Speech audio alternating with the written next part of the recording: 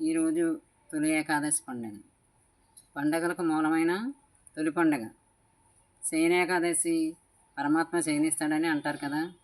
ఎవరికి తగిన రీతిగా వారు జరుపుకుంటారు. ఉపవాసాలు ఉంటారు. వాతావరణం భక్తి శ్రద్ధలతో పవిత్రతను సంతరించుకుంది.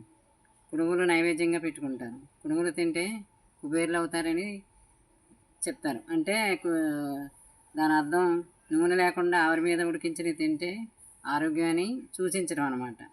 ఎప్పుడు ఆయిల్లో వండినయే తినకుండా అప్పుడప్పుడు ఇవి కూడా తినమని ఈ పండుగల రూపంలో మనకి చెప్తారనమాట. అలాగే ఈ పేలాలు ఈరోజు పేలాలు కూడా పంచిపెడతారు అందరికీ. ఇలా అనేక మన సంస్కృతి సంప్రదాయాలు కూడా ఈ పండుగల్లో దాగి ఉంటాయి. ధ్యాన మార్గంలో ఉన్నవారు ధ్యానం చేసుకుంటారు. అనేక మంది అనేక చోట్ల ధ్యానం ఆచరిస్తే వాతావరణం శుద్ధి జరుగుతుంది. ఏకాదశిని ఇంకా తత్వరూపంగా చెప్పాలంటే మనలో ఉన్న మనసు దశ విధములుగా ఇంకా అనేక విధములుగా బయటి విషయాల వైపు వెళ్ళిపోద్ది. అలా వ్యాప్తమైన మనసుని ఏకం చేసి లోపలని తన స్థానమందు అంటే తనయందు తనని నిలిపి ఉంచాలి.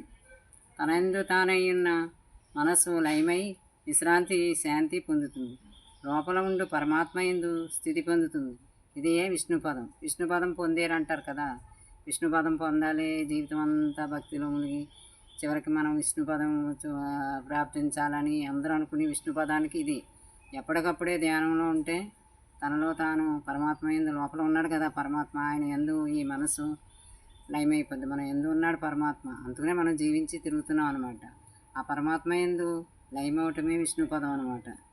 అదే విష్ణుపదం అనకి అర్థం.